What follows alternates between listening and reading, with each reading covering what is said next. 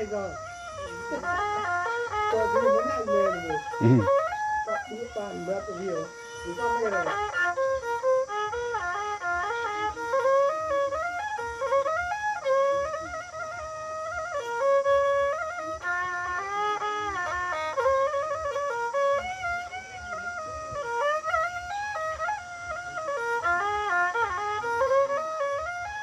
nó phát chế khá vậy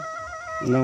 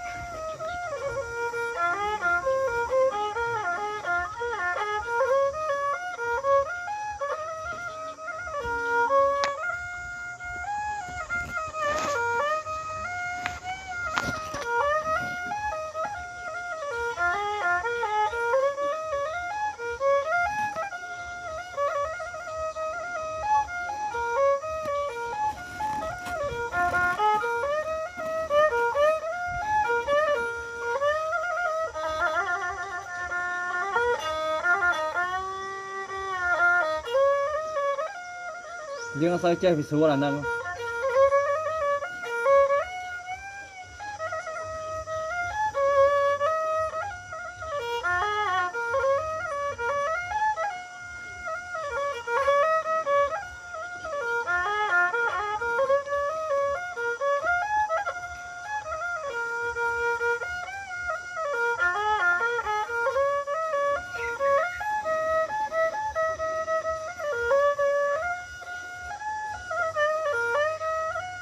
đây bông anh sẵn láng nhé trang thư